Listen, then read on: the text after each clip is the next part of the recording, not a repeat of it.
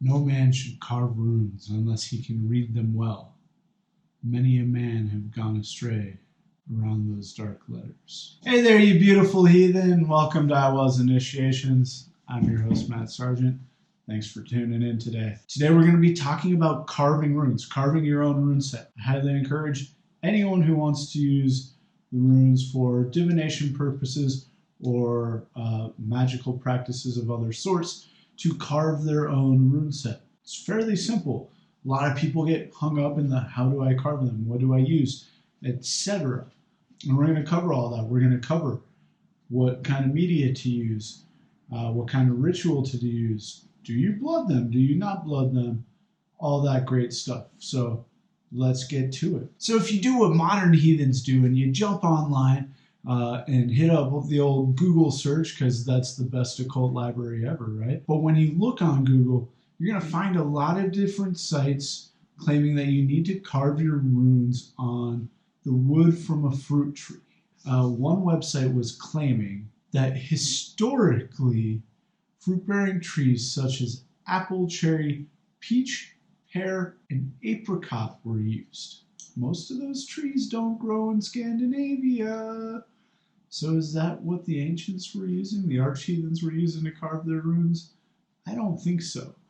And when we look at the historical evidence, as well as the Eddas, there's no written rule in the Havamal or the sagas or any of the other Eddas that say that your rune set needs to be carved on a fruit-bearing tree. As far as I can discern, this is something that Thorson suggested and has just become like the rule. You have to use wood from a fruit-bearing tree. The thing to remember if you're using runes for divination, which I think is a very powerful practice.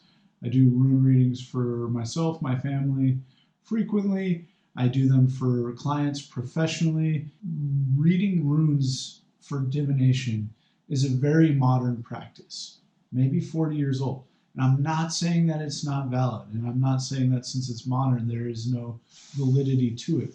But the meanings were taken from the rune poems, which are Anglo-Saxon poems, and then translated to the Elder Futhark, and we have Feho representing cattle and wealth.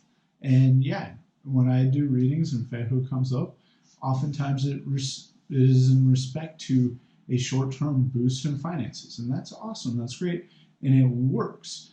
Is that because thousands of people have been using it for 40 years, or is that because that's what the runes mean?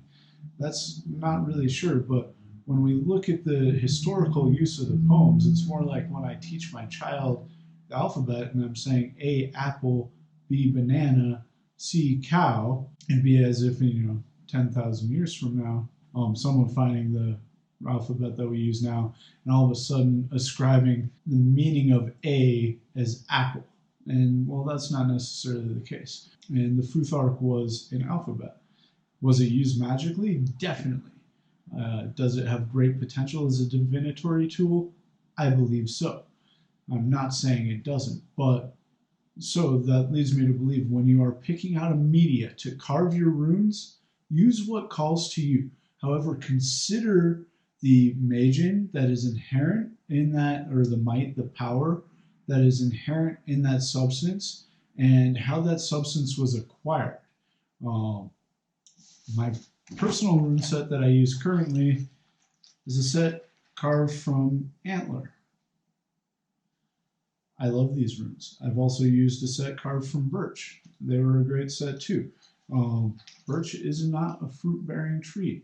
And some people would make an argument that I shouldn't have used birch because then maybe the properties of birch would affect all the runes and all my runes would have Berkano energy. That wasn't the case. They were just as effective as these. I've even had someone tell me that I shouldn't have used antler because that pulls in the Alehouse rune, which is kind of ludicrous because the translation of Alehouse is elk sedge, not elk. Elk sedge is a wetlands grass. If you want to learn more about Alehouse, let me know because I don't want to ramble here.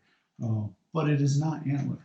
And these runes have helped me immensely and helped a lot of my clients immensely. So, like I was saying, just be mindful of the media you pick.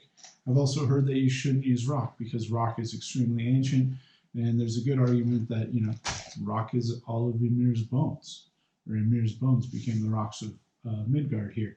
So that's a really ancient energy, and can you as a Vitki or a Volva overcome that energy? Maybe that energy is calling you for a reason. Just be mindful of it. So while this isn't a total new age, do whatever you want, it kind of is, because using the runes as divination is pretty new age. Now that we've got the tricky part of selecting your media out of the way, once you've picked your media, it's time to carve your rune sets. It's highly recommended that you do this in a sacred manner, because these are a sacred tool for the modern Vitki and Volva. So hallow your space however you consecrate and create sacred space. Personally, I use the Hammerite. Do what works for you. Call in your patron gods if you have them, patron deities.